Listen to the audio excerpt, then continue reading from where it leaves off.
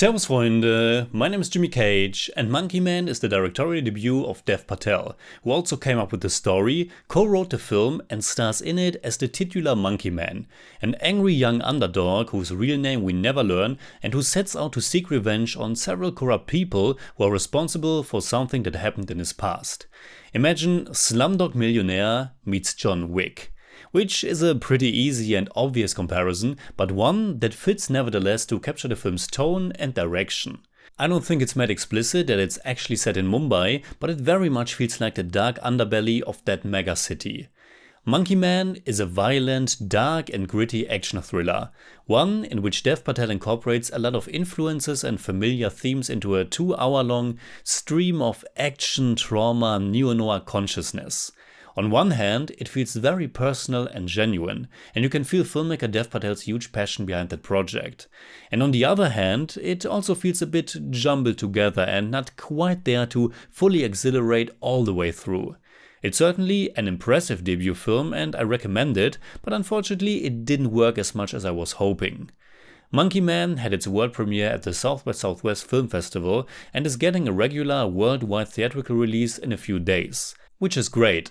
And almost didn't happen. Initially it was only heading towards streaming, but after filmmaker Jordan Peele saw it, he thought it definitely deserved the big screen, and so he acquired it from Netflix and distributes it under his Monkey Pop production banner, which is of course a very fitting collaboration. Right from the get-go, Dev Patel puts us right into this dark and violent world. The camera is very close, and it will stay very close for most of the movie's shots. Sometimes I wished we could take a step back to get a better feeling for the surroundings and the action.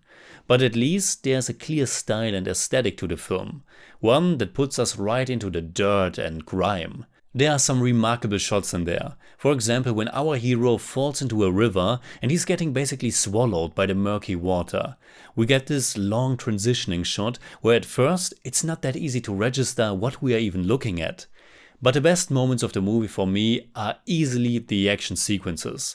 And surprisingly, or even a little bit disappointingly, there are actually not that many. The movie takes its time to establish its world and show us how our hero tries to get his revenge plan going.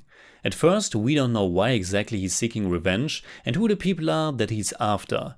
Though you certainly get a basic idea or basic feeling, because in the end it's quite basic, which isn't necessarily bad, but it's also nothing too surprising. We have three big villains, if you will. A powerful woman who deals in prostitution and human trafficking, living in a tall building complex, which can also be seen as a symbol for the caste system. We have a brutal and corrupt policeman, and then we have a religious leader who's also closely entangled with politics, of course.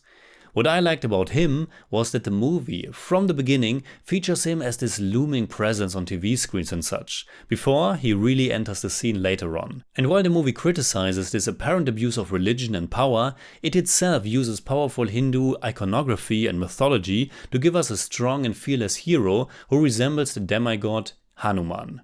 Here, the movie uses simple but effective means and tropes. The special bond between a mother and her son, the power of the stories that we are being told as children, a classic good versus evil dichotomy, the beautiful and pure nature, the home of innocent people which is getting robbed or destroyed by evil politicians and businessmen, the contrast between the sunlit green scenery and the dark and dirty mega city nightlife. I haven't looked on my phone, but I assume it takes almost 45 minutes until the action kicks in, which felt slightly too long for my taste. Since I hadn't seen any trailers before, I almost thought I was wrong in assuming this would be kind of an Indian colored John Wick, a movie that, by the way, is directly mentioned in the dialogue here. I almost thought this might be more of a dark drama after all. But then the action does kick in, and for the most part it's pretty cool. I wish Dev Patel would have given his film and his character even more to set it apart from its strong inspirations. I mean, he even wears a black suit that very much looks like one that John Wick would wear, but the action is good enough to make up for that. And there are at least some little things our protagonist does that sets him apart, like biting people's faces without thinking twice or pushing a knife into someone by the grip of his teeth. There's also this little action scene involving an axe that's pretty spectacular and intense. It's also a scene that has almost no connective tissue to the rest of the narrative, that for a second I thought, and honestly hoped, that the rest of the film would unravel as this ongoing action survival thriller in which our guy has to fight his way through the entire city. But it's not that. And while the middle part has some wonderful, almost transcendental vibes and a nice and empowering intermezzo in a Hijra community, I still felt Monkey Man is suffering from some pacing issues. For the most part, it really shines in the action sequences, but in between it loses a bit too much steam for my taste, and it doesn't help that a few side characters are memorable, but still lack a little bit more to do. In the first half, we get Pitobash as the comedic relief, and that's cool, but in the second, he's reduced to a simple bystander, and I wished he could have done something more. Sobita Dulipala is also fairly underutilized, I felt. In the end, Monkey Man comes down to being a very solid and promising debut. Maybe it should also be noted that Dev Patel is of course not only doing a fine job behind the camera, but he continues to be one hell of a handsome lead. And personally, I'm always a sucker for a nice training montage where our hero prepares for what he's about to do. There are also some nice music choices and some thrilling spikes of violence. So, in German I'd say, Dev Patel liefert mit Monkey Man ein eindrucksvolles Debüt ab, dessen Highlights ganz klar die Action und der stylische Neo-Noir Vibe sind. Leider kämpft der Film aber auch ein wenig mit seinem Pacing und er hätte sich gerne noch etwas weiter von seinen klaren Inspirationsquellen lösen dürfen. I give Monkey Man 7 out of 10. It's more like 6.9, but I don't do that.